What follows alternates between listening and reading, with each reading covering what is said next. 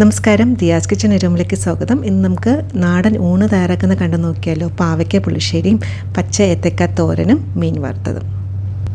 ഇന്നത്തെ ലഞ്ചിന് ഒരു സ്പെഷ്യൽ ഒഴിച്ചെറിയാണ്. പാവയ്ക്ക വെച്ചിട്ടാണ് ഒഴിച്ചെറി തയ്യാറാക്കുന്നത്. അതിന് വേണ്ടിയിട്ട് ഈ ഒരു വലുപ്പത്തിന് പാവയ്ക്ക എടുത്തിട്ടുണ്ട്. നന്നായിട്ട് കഴുകിയതിന് ശേഷം റൗണ്ടായിട്ടൊന്ന് കട്ട് ചെയ്തെടുത്തിട്ട് വരാം. അങ്ങനെ കട്ട് ചെയ്തെടുത്ത് വന്നിട്ടുണ്ട്. ഇതുപോലെയാണ് കട്ട് ചെയ്തെടുക്കേണ്ടത്. ഒത്തിരി തിന്നാക്കാനും പാടില്ല, എന്നാൽ ഒത്തിരി കട്ടിയാക്കാനും പാടില്ല. ഇനി അതൊരു ബൗളിലോട്ട് മാറ്റാം. ബൗളിലോട്ട് മാറ്റണം നിർബന്ധമില്ല, നമുക്ക് കുറച്ച് കാര്യങ്ങൾ മിക്സ് ആക്കാനായിട്ടുണ്ട്. അതുകൊണ്ട് ഏറ്റവും എളുപ്പം ബൗളിലോട്ട് മാറ്റുമ്പോഴാണ്. ഇനി ഇതിലോട്ട് ആവശ്യത്തിനുള്ള ഉപ്പും 1/4 ടീസ്പൂൺ മഞ്ഞൾപ്പൊടി, 1/2 ടീസ്പൂൺ മുളക് പൊടിയും കൂടെ ചേർത്തതിന് ശേഷം നന്നായിട്ടൊന്ന് മിക്സാക്കി എടുക്കുക. ഇതുപോലെ നന്നായിട്ടൊന്ന് മിക്സാക്കിയതിന് ശേഷം 10 മിനിറ്റ് റെസ്റ്റ് ചെയ്യാനായിട്ട് മാറ്റി വയ്ക്കാം. അങ്ങനെ പാവയ്ക്കയിൽ മസാലയൊക്കെ പുരട്ടി വെച്ചിട്ട് ഇപ്പോൾ ഒരു 10 മിനിറ്റ് ആയിട്ടുണ്ട്. ഇനി അടുത്തതായിട്ട് പാവയ്ക്ക നമുക്കൊന്ന് തവ ഫ്രൈ ചെയ്ത് എടുക്കണം. അതിന് വേണ്ടിയിട്ട് ഒരു തവയിലോട്ട് ചെറിയ സ്പൂൺ വെളിച്ചെണ്ണ ഒഴിച്ചു കൊടുക്കുക. ഇത് നന്നായിട്ടൊന്ന് സ്പ്രെഡ് ചെയ്ത് കൊടുക്കുക. അതിന് ശേഷം നമ്മൾ റെഡിയാക്കി വെച്ചിരിക്കുന്ന പാവയ്ക്ക ഓരോന്നായിട്ട് ഇതുപോലെ ഒന്ന് വെച്ച് കൊടുക്കുക. ഇങ്ങനെ ചെയ്യുമ്പോൾ നമ്മൾ അധികം എണ്ണ ചേർക്കുന്നില്ല. അതുപോലെ തന്നെ പാവയ്ക്ക നന്നായിട്ടൊന്ന് കുക്കായി കിട്ടുകയും ചെയ്യും. അപ്പോൾ കാണാൻ തന്നെ നല്ല ഭംഗിയുണ്ടല്ലോ. ഇങ്ങനെ അറേഞ്ച് ചെയ്ത് വെച്ചത് കാണാനായിട്ട്. ഇനി ഒരു സൈഡ് നന്നായിട്ടൊന്ന് മൊരിയുന്നവരെ വെയിറ്റ് ചെയ്യാം. പാവയ്ക്ക റെഡിയാവുന്ന സമയത്ത് കുറച്ച് കാര്യങ്ങൾ റെഡിയാക്കി എടുക്കാം. അതായത് ചെറിയുള്ളി, 2 ചെറിയുള്ളി, 1 അല്ലി വെളുത്തുള്ളി, 2 പച്ചമുളക്, 4 മുതൽ 5 ചെറിയ ഉള്ളിയും വെളുത്തുള്ളി, ഇഞ്ചി എല്ലാം കൂടി ചെറുതായിട്ട് കട്ട് ചെയ്ത് മാറ്റി വയ്ക്കാം. ഇനി അടുത്തായിട്ട് ഇതിനാവശ്യമായിട്ടുള്ള അരപ്പ് നമുക്ക് തയ്യാറാക്കണം. അതിന് വേണ്ടിയിട്ട് മിക്സിയുടെ ചെറിയ ജാറിലോട്ട് 1/2 കപ്പിൽ 1/4 ഭാഗം നാളികേരം എടുത്തിട്ടുണ്ട്. കുറച്ചുകൂടി അധികം നാളികേരം വേണമെന്നുണ്ടെങ്കിൽ അങ്ങനെ ചേർക്കാം. എരിവിന് വേണ്ടിയിട്ട് 2 പച്ചമുളക്, 1 അല്ലി വെളുത്തുള്ളി, 2 ചെറിയ ടീസ്പൂൺ നല്ല ജീരകം, ആവശ്യത്തിന് വെള്ളം കൊണ്ട് ഒഴിച്ചിട്ട് ഇതുപോലെ നല്ല പേസ്റ്റായിട്ട് അരച്ചെടുക്കുക. അരച്ചെടുക്കുമ്പോൾ നമ്മൾ ചേർത്ത പച്ചമുളകും അതുപോലെ തന്നെ ചെറിയ ഉള്ളിയും വെളുത്തുള്ളിയും കൂടി നന്നായിട്ടൊന്ന് അരഞ്ഞ് കിട്ടണേ. അങ്ങനെ അരപ്പ് റെഡി ആയിട്ടുണ്ട്. ഇതൊന്ന് മാറ്റി വയ്ക്കാം. ഇനി വേണമെന്നുണ്ടെങ്കിൽ ഇതിൽ മഞ്ഞൾപ്പൊടി കൂടെ ചേർത്തിട്ട് ഒന്ന് അരച്ചെടുക്കുക. ഞാനെപ്പോഴും മഞ്ഞൾപ്പൊടി ലാസ്റ്റാണ് ചേർക്കാറ്. അതുപോലെ തന്നെ നമുക്ക് കുറച്ച് തൈരും കൂടി ആവശ്യമായിട്ടുണ്ട്. വേണമെന്നുണ്ടെങ്കിൽ തൈരും കൂടി ഇതിൻ്റെ കൂടെ അരച്ച് റെഡിയാക്കി മാറ്റി വയ്ക്കാം. അങ്ങനെ പാവയ്ക്ക കുക്കാക്കാൻ വെച്ചിട്ട് ഇപ്പോൾ ഒരു 5 മിനിറ്റ് ആയിട്ടുണ്ട്. 5 മിനിറ്റ് ആകുമ്പോൾ തന്നെ ഏതാണ്ട് ഒരു സൈഡ് റെഡിയായി കിട്ടും. ഇനി നമുക്കിത് മെല്ലെ തിരിച്ചിട്ട് കൊടുക്കാം. 2 സൈഡും നന്നായിട്ടൊന്ന് മുരിച്ചെടുക്കുക. ഇങ്ങനെ ചെയ്യുമ്പോൾ നമ്മൾ ആ ഒഴിച്ചെറിയിൽ പാവയ്ക്കൊരു കയ്പ്പ് ഉണ്ടാവത്തുമില്ല. നമ്മളിതിൽ വളരെ കുറച്ച് എണ്ണ മാത്രമേ ചേർത്തിട്ടുള്ളൂ. അതുകൊണ്ട് തന്നെ കുറച്ച് ഹെൽത്തിയാണ് കേട്ടോ. അപ്പോൾ പാവയ്ക്ക ഇഷ്ടമില്ലാത്ത ആൾക്കാരും ഇതുപോലെ ഒഴിച്ചെറിയൊക്കെ ഉണ്ടെങ്കിൽ നന്നായിട്ട് കഴിക്കും. എല്ലാ പാവയ്ക്കയും തിരിച്ചിട്ട് കൊടുത്തിട്ടുണ്ട്. ഇനി അടുത്ത സൈഡ് നന്നായിട്ടൊന്ന് മുരിച്ച് കിട്ടണം. അപ്പോൾ അടുത്ത സൈഡ് ഒരു 3 മിനിറ്റ് ആകുമ്പോൾ തന്നെ റെഡി ആയി കിട്ടും. അപ്പോൾ ഫ്ലെയിം ഒരു ലോ ടു മീഡിയത്തിലാണ് വെക്കാനായിട്ടുള്ളത്. 2 സൈഡും നന്നായിട്ടൊന്ന് മൊരിഞ്ഞ് കിട്ടിയിട്ടുണ്ട്. അതുപോലെ തന്നെ പാവയ്ക്കയുടെ ഒരു ക്വാണ്ടിറ്റിയും റെഡ്യൂസ് ആയിട്ടുണ്ട് അല്ലേ, മുന്നത്തെക്കാട്ടിലും കുറച്ച് കുറഞ്ഞിട്ടില്ലേ. അതുപോലെ തന്നെ പാവയ്ക്ക നല്ല ക്രിസ്പി ആയിട്ട് കിട്ടിയിട്ടുണ്ട്. നമുക്ക് വേണമെങ്കിൽ ഇങ്ങനെ തന്നെ കഴിക്കാം. ഈ ഒരു സ്റ്റേജ് എത്താനായിട്ട് എടുത്ത സമയം എന്നുള്ളത് കറക്റ്റ് ഒരു 8 മിനിറ്റ് ആകുമ്പോൾ ഇതുപോലെ റെഡിയായി കിട്ടും. ഇനി ഇതൊരു പ്ലേറ്റിലോട്ട് മാറ്റാം. അടുത്ത കാര്യങ്ങളൊക്കെ നമുക്ക് പെട്ടെന്ന് ചെയ്തെടുക്കാം. മൺചട്ടിയിലോട്ട് കുറച്ച് വെളിച്ചെണ്ണ ഒഴിച്ചെടുക്കുക. ഇതുപോലെ ഒഴിച്ചെറിയൊക്കെ തയ്യാറാക്കുമ്പോൾ മൺചട്ടിയിൽ തയ്യാറാക്കുമ്പോൾ പ്രത്യേക ഒരു ടേസ്റ്റാണ്. വളരെ കുറച്ച് എണ്ണ ഒഴിച്ചാൽ മതിയാകും. എണ്ണ നന്നായിട്ട് ചൂടായി വന്നാൽ 1/4 ടീസ്പൂൺ കടുക്, വറ്റൽമുളക്, കരിവേപ്പില, കടുക് നന്നായിട്ടൊന്ന് പൊട്ടി വരുന്നവരൊന്ന് വെയിറ്റ് ചെയ്യും. അതിനുശേഷം നമ്മൾ നേരത്തെ റെഡിയാക്കി വെച്ചേക്കുന്ന ചെറിയുള്ളി, ഒരു 4 മുതൽ 5 ചെറിയുള്ളി ഇതുപോലെ റൗണ്ടായിട്ട് കട്ട് ചെയ്തെടുക്കുക. ചെറിയ കഷ്ണം ഇഞ്ചി നീളത്തിൽ കട്ട് ചെയ്തെടുക്കുക. അതുപോലെ തന്നെ ഒരു 2 അല്ലി വെളുത്തുള്ളി ഇതുപോലെ നീളത്തിൽ കട്ട് ചെയ്ത് കൊടുക്കുക. ഇവയെല്ലാം ചേർത്ത് കഴിഞ്ഞാൽ ഒരു 2-3 മിനിറ്റ് നന്നായിട്ടൊന്ന് വഴറ്റിയെടുക്കുക. അതായത് ഇതിൽ ചേർത്തേക്കുന്ന ചെറിയുള്ളി, ഇഞ്ചി, വെളുത്തുള്ളി ഇവയൊക്കെ പച്ചമണം നന്നായിട്ടൊന്ന് മാറണം. ഇതുപോലെ കളർ മാറി വന്നു കഴിഞ്ഞാൽ നമ്മൾ നേരത്തെ വറുത്ത് മാറ്റി വെച്ചേക്കുന്ന പാവയ്ക്ക ചേർത്ത് കൊടുക്കുക. പാവയ്ക്ക ഇപ്പോൾ തണുത്തപ്പോൾ കുറച്ചും കൂടി നല്ല ക്രിസ്പി ആയിട്ട് കിട്ടിയിട്ടുണ്ട്. ഒരു ഒഴിച്ചുകറി പല രീതിയിൽ ചെയ്തെടുക്കാം. പക്ഷേ ഇങ്ങനെ ചെയ്യുമ്പോഴാണ് കുറച്ചും കൂടി ടേസ്റ്റ് ആയിട്ട് ഉണ്ടാവുക. ഇനിയും നമ്മൾ ചേർത്ത പാവയ്ക്കയും അതുപോലെ തന്നെ ചെറിയുള്ളി, ഇഞ്ചി, വെളുത്തുള്ളി ഇവയെല്ലാം കൂടി നന്നായിട്ടൊന്ന് യോജിച്ച് കിട്ടണം. വേണമെന്നുണ്ടെങ്കിൽ ഈ സമയം നമുക്ക് കുറച്ചും കൂടി മഞ്ഞൾപ്പൊടി ചേർക്കാം. ഞാനിപ്പോൾ മഞ്ഞൾപ്പൊടി ചേർക്കുന്നില്ല. ലാസ്റ്റ് നമുക്ക് ആവശ്യമുണ്ടെങ്കിൽ മഞ്ഞൾപ്പൊടി ചേർത്ത് കൊടുക്കുക. ഇനി ഇതിൻ്റെ കൂടെ കുറച്ച് ഉലുവപ്പൊടി കൂടെ ചേർക്കണേ. 1/4 ടീസ്പൂൺ ഉലുവപ്പൊടി ചേർത്ത് കൊടുക്കുക. ഇനി ഉലുവപ്പൊടി ഇല്ലയെന്നുണ്ടെങ്കിൽ നമ്മൾ കടുക് ചേർത്ത സമയത്ത് കുറച്ച് പച്ച ഉലുവയും കൂടെ ചേർത്തിട്ട് 1 മിനിറ്റ് നന്നായിട്ടൊന്ന് വഴറ്റിയെടുക്കാം. ഇനി ഇതിലോട്ട് നമ്മൾ നേരത്തെ റെഡിയാക്കി വെച്ചേക്കുന്ന അരപ്പും കൂടി ചേർത്തിട്ട് നന്നായിട്ടൊന്ന് മിക്സാക്കി കൊടുക്കാം. ഈ ഒരു ഒഴിച്ചുകറിയൊക്കെ തയ്യാറാക്കുമ്പോൾ എപ്പോഴും ഫ്ലെയിം ഒന്ന് ലോയിൽ തന്നെ വെക്കാണ്ട് ശ്രദ്ധിക്കണേ. ഇതിലിപ്പോൾ തൈര് ചേർക്കാത്തതുകൊണ്ട് തന്നെ ചെറുതായിട്ട് ചൂടായാലും കുഴപ്പമൊന്നുമില്ല. ഇതുപോലെ എല്ലാം കൂടി നന്നായിട്ടൊന്ന് യോജിച്ച് എടുക്കുക. ഈ ഒരു വീഡിയോ കണ്ടുകൊണ്ടിരിക്കുമ്പോൾ റെസിപ്പി ഇഷ്ടപ്പെട്ടാൽ പറ്റുകയാണെങ്കിൽ ലൈക്ക്, ഒന്ന് സബ്സ്ക്രൈബ് കൂടെ ചെയ്യാൻ സപ്പോർട്ട് ചെയ്തേക്കണേ. ഇനി ഫ്ലെയിം ഒന്ന് സിമ്മിലാക്കിയതിന് ശേഷം അരപ്പ് തയ്യാറാക്കിയ സെയിം മിക്സി ജാറിലോട്ട് 2 കപ്പ് തൈരും കൂടി ചേർത്തിട്ട് ജസ്റ്റ് ഒന്ന് അടിച്ചെടുക്കുക.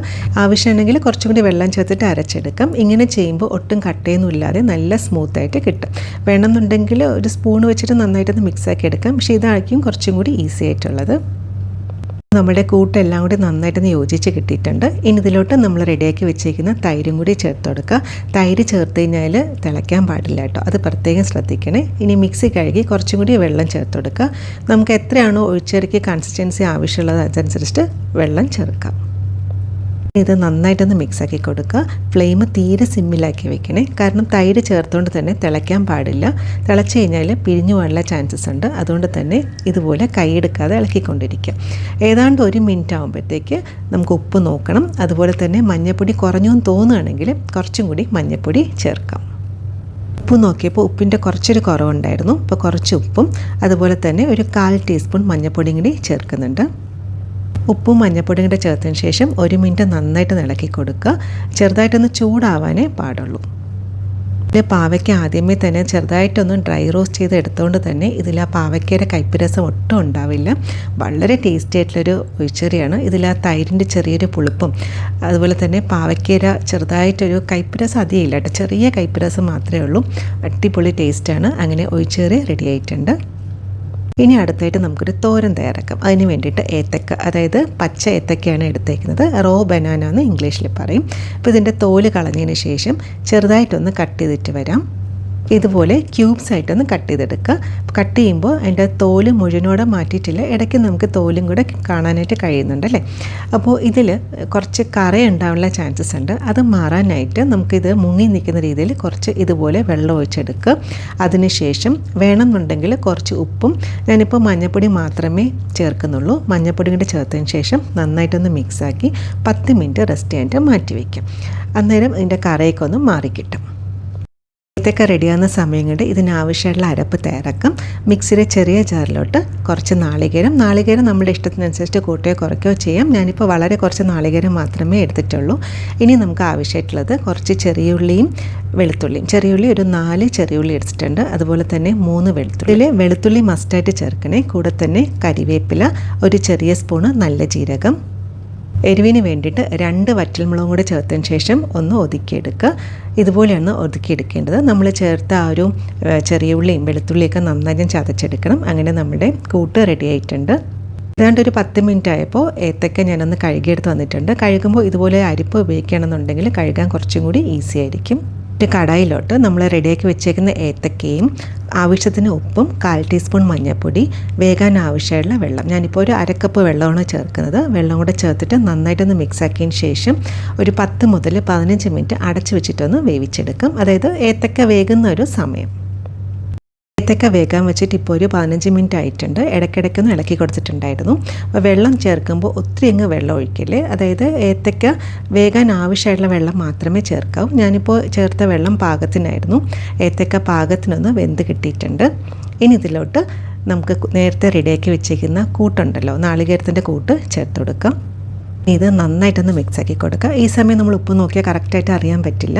അപ്പോൾ നന്നായിട്ടൊന്ന് മിക്സാക്കി ഇതുപോലെ ഒന്ന് ഒതുക്കി വെച്ചതിന് ശേഷം ഒരു 2-3 മിനിറ്റ് അടച്ചു വെച്ചിട്ടൊന്ന് വേവിച്ചെടുക്കാം. അതായത് നമ്മൾ ചേർത്ത ഒരു കൂട്ടും ഏത്തക്കയും എല്ലാം കൂടി നന്നായിട്ടൊന്ന് യോജിച്ച് കിട്ടണം.